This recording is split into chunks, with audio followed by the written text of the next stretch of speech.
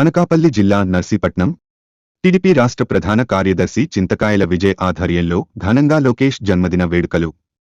IT మంత్రి లోకేష్ జన్మదినం సందర్భంగా నర్సీపట్నం స్పీకర్ అయ్యన్నపాత్రుడు నివాసంలో కేక్ కట్ చేసి వేడుకలు నిర్వహించారు. ఈ కార్యక్రమంలో తెలుగుదేశం పార్టీ రాష్ట్ర ప్రధాన కార్యదర్శి చింతకాయల విజయ్ బాబు పాల్గొన్నారు.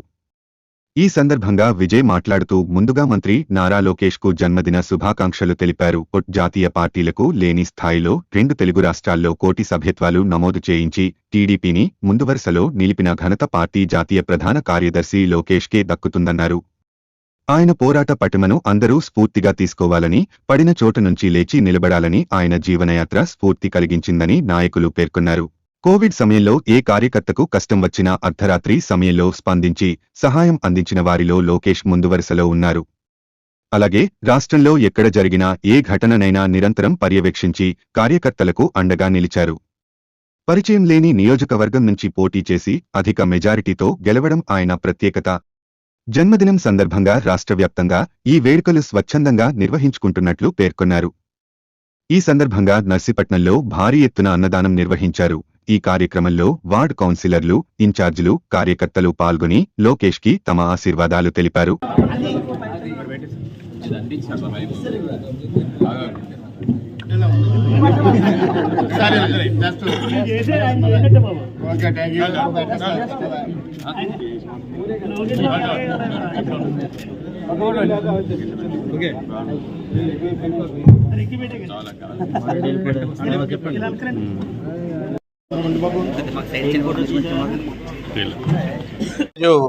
నారా లోకేష్ గారు ఐటీ శాఖ మంత్రివర్యులు, అలాగే మా జాతీయ జనరల్ సెక్రటరీ, ఆయన పుట్టినరోజు సందర్భంగా క్యాడర్ కానీ కార్యకర్తలు మొత్తం నియోజకవర్గం నలుమూల నుంచి ఆయన వేడుకలు జరుపుకోవాలనే ఏకైక ఉద్దేశంతో ఈరోజు ప్రతి ఒక్కరు స్వచ్ఛందంగా వాళ్ళ కార్యక్రమాలు చేయాలని ఏకైక ఉద్దేశంతో చేస్తున్నారు. ఎప్పుడూ చరిత్రలో జరగలేని విధంగా ఈరోజు పుట్టినరోజు వేడుకలు రాష్ట్ర వ్యాప్తంగా జరుగుతున్నాయి అనడానికి ఒక కారణం ఏంటంటే ఆయనలో ఒక పోరాటం.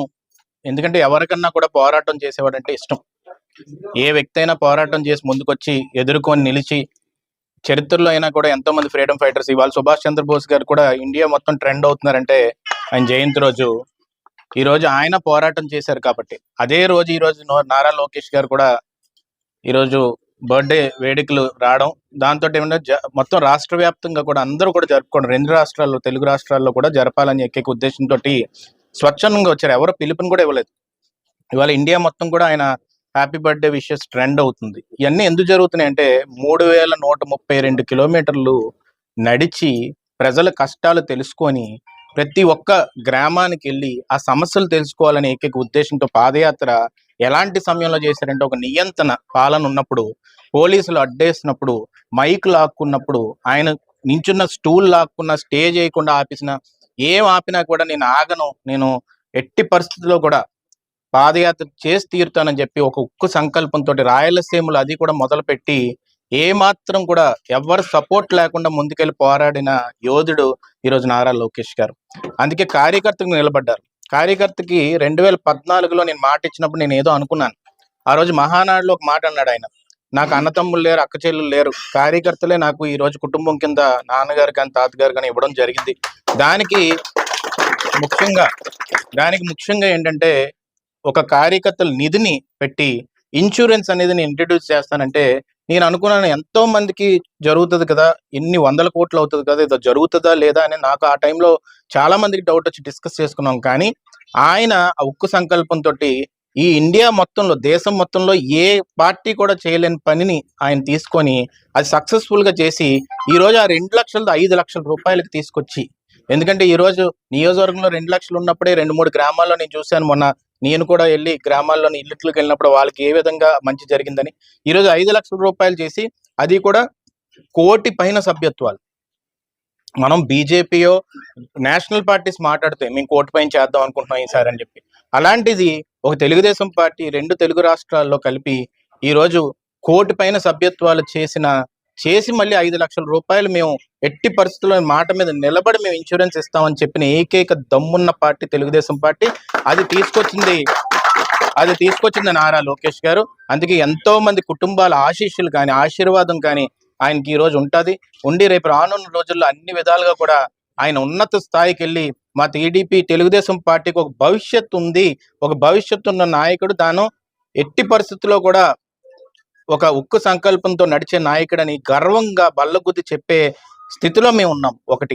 ఒకటి రెండోది ఏంటంటే, మన కోవిడ్ టైంలో ఎన్నో వీడియోస్ ఉన్నాయి, అన్ని కూడా నేను ఈరోజు ఒకసారి రిలీజ్ చేయాలి అని చెప్పేసి నాకు అనిపిస్తుంది. ఎందుకంటే ఈ 5 సంవత్సరాల్లో ఈ పోరాటంలో నన్ను కూడా ఒక భాగంగా వాళ్ళు నాకు అవకాశం ఇవ్వడం జరిగింది. అప్పుడు కోవిడ్ టైంలోని ఒక క్యాంపెయిన్ పెట్టి ఏ కార్యకర్త కష్టం వచ్చినా కూడా నాకు ఈ రోజుకి గుర్తండి, ఇది నేను చెప్పాలి అందరికీ కూడా. రాత్రి 2:45కి ఆ ప్రాంతంలో నాకు ఫోన్ చేసి ఇక్కడ వైజాగ్లో ఒక లేడీ ఉంటే ఆమెను ఇమీడియట్ గా నేను పినాకిల్లో మాట్లాడతాను, విజయ్ నువ్వు అక్కడ జాయిన్ చేయించు, ఎట్టి పరిస్థితిలో కూడా ఆమె బతకాలని చెప్పేసి నాకు ఫోన్ చేయడం. కానీ చిత్తూరులో ఎక్కడో ఒక మూల గ్రామంలో ఒక మనిషికి ఇబ్బంది ఉంటే ఎవరినైనా పీపీ కిట్ పెట్టి నువ్వు ట్యాబ్లెట్లు పంపించగలవా, నేను ట్యాబ్లెట్లు పంపిస్తాను, మళ్ళీ ఇంజెక్షన్స్ పంపించాలి, నేను అక్కడ దొరకట్లేదట. ఈ ఫాలోఅప్ మీరెవ్వరు నమ్మరు, ఇది యాదృచ్ఛికం. ఇది నాకు ఆ టైంలో కోయిన్సిడెన్స్ అలా వచ్చింది, నేను ఆయనతో పనిచేసే అవకాశం నాకు దొరికింది. ఆశ్చర్యకర విషయం ఏంటంటే రాత్రి 3 గంటలకి 2 గంటలకు ఫాలోఅప్ చేయడం అనేది నేను ఇప్పటికీ మర్చిపోలేకపోతున్నాను. ఇంకోటి కూడా, నెల్లూరులో ఒక విగ్రహాన్ని పగలగొడుతున్నప్పుడు కూడా ఉదయం 3 గంటలకు 3:30 ప్రాంతంలోని మళ్ళీ నాకు ఫోన్ చేసి అక్కడ ఒక ముసలాంని అరెస్ట్ చేద్దాం అనుకుంటున్నారట, కొంచెం చూడగలవా అని చెప్పడం. మనకి సుధాకర్ గారి ఇష్యూ జరిగినప్పుడు కూడా, డాక్టర్ సుధాకర్ గారి ఇష్యూ జరుగుతున్నప్పుడు కూడా వాళ్ళ అమ్మగారు బాగున్నారా లేదా, వాళ్ళ కుటుంబం బాగుందా లేదా, వాళ్ళు నర్సీపట్నంలో ఉంటారా అక్కడ ఉంటారా, అన్ని వేర్ అబౌట్స్ కనుక్కొని ఆ ఫ్యామిలీని మనం ప్రొటెక్ట్ చేయాలి. పాపం వాళ్ళు చాలా విక్టిమ్స్ కింద తయారయ్యారనడం. లేకపోతే మనకి పాక కాల్ చేస్తే ఒక లేడీ మనకి వెంకయ్యమ్మ గారు అక్కడ చాలా ఇబ్బంది పడితే ఆమె గురించి కనుక్కోవడం. అంటే ఇన్ని ఇష్యూస్ నా బుర్రలో అలా ఉండిపోయాయి అంటే ఆయన ఎంత ఫాలోఅప్ చేసి ఉంటారు అనేది ఒకసారి మనం అందరూ ఆలోచించాలి. ఇంత సంకల్పంతో కానీ, ఇంత మంచి హృదయంతో కానీ, ఒక ఎమోషనల్ గా కనెక్ట్ అయ్యి ఏ పనినన్నా కానీ ఒకరికి మాటిస్తే ఎంత పెద్ద ఇన్ఫ్లుయెన్స్ వచ్చినా కూడా ఒత్తిడికి రాకుండా ముందుకెళ్లే ఏకైక దమ్మున్న నాయకుడు నారా లోకేష్ గారు నేను చాలా దగ్గరగా చూశాను. అందుకు భవిష్యత్తు మాత్రం ఈ టీడీపీకి ఆయన భుజస్కంధాల మీద ఉండడం అనేది చాలా గర్వంగా నేను భావిస్తున్నానండి. ఇంకొక విషయం ఏంటంటే, మన యూత్ కానీ అందరూ నేర్చుకోవాల్సింది ఏంటంటే, పడిన చోట నుంచి లెగిచి పరిగెట్టాలనేది ఆయన దగ్గర నేర్చుకోవాలి. అక్కడ మంగళగిరిలోని ఎవరన్నా ఓడిపోతే, అయ్యో మీరు అంత పెద్ద కుటుంబం నుంచి వచ్చారు కదా, కొత్త కాన్స్టిట్యున్సీ కదా, ఎప్పుడు 85 తర్వాత మళ్ళీ గెలలేదంట, మళ్ళీ మీరు చేయగలరా అని చెప్పి ఒక ఛాలెంజ్ ఇస్తే ఆ ఛాలెంజ్ ని స్వీకరించి నేను ఓడిపోయినా పర్లేదు, నేను మారిపోను. చాలా మంది ఒత్తిడి పెట్టారు, ఇంకొక నియోజకవర్గం వెళ్ళిపోయి, లేదు నేను అది ఇంకో నియోజకవర్గం వెళ్ళాలంటే నేను ఓడిపోయినట్టు అవుతుంది, నేను ఏదో ఒకటి చేస్తానని చెప్పి ఈ రోజు 95,000 మెజార్టీ తీసుకొచ్చి రాష్ట్రంలోనే అత్యంత ఎక్కువ మెజార్టీ కింద ఆయన నిరూపించుకొని అదే నియోజకవర్గంలో ఎక్కడైతే తెలుగుదేశం 25 ఏళ్ళు ఎక్కడ కూడా జెండా ఎగరలేని నియోజకవర్గంలో జెండా ఎగరేసి ఎంతో మంది గొప్పలు చెప్పుకుంటే నేను పులివెందుల్లో గెలిచా, అక్కడ గెలిచానని. అవన్నీ తాతల నుంచి నాన్నల నుంచి వస్తే గెలుస్తారు, ఎవరన్నా గెలుస్తారు. నేను నర్సీపట్నంలో పోటీ చేస్తే గెలుస్తా. కానీ నేను కొత్త నియోజకవర్గాన్ని తీసుకొని, అది కూడా ఒక 25 ఏళ్ళు 30 ఏళ్ళు గెలవలేని నియోజకవర్గాన్ని తీసుకొని అక్కడ గెలిపించి అది కూడా ఉన్నతమైన మెజార్టీ తెప్పించడం అనేది ఎవ్వడి వల్ల సాధ్యం కాదు. ఎంత మంది అయినా కానీ వాళ్ళ అనుకూల నియోజకవర్గాలకు వెళ్తారు తప్ప నేను ఎక్కడ గెలలేని నియోజకవర్గానికి గెలిపిస్తానని దమ్ముండి సాటి చెప్పి గెలిచి తెలుగుదేశం జెండాను ఎగరేసిన ఏకైక దమ్మున నాయకుడు నారా లోకేష్ గారు. అలాంటి వ్యక్తిని ఎప్పటికీ కూడా మనం స్ఫూర్తిగా తీసుకోవాలని చెప్పి ఈ సందర్భంగా సవినీయంగా మనవి చేసుకుంటూ, నాకు మధ్యాహ్నం కూడా 12 గంటలకు భారీ ఎత్తున అన్నదాన కార్యక్రమం పెట్టారు ఇక్కడ 5 రోడ్ల జంక్షన్ దగ్గర. ఆ కార్యక్రమానికి కూడా కార్యకర్తలు అందరూ వస్తారు. అలాగే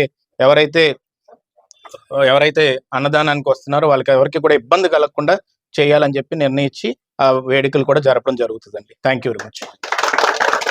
అనకాపల్లి నియోజకవర్గ వ్యాప్తంగా ఘనంగా స్వర్గీయ ఎన్టీఆర్ 29వ వర్ధంతి వేడుకలు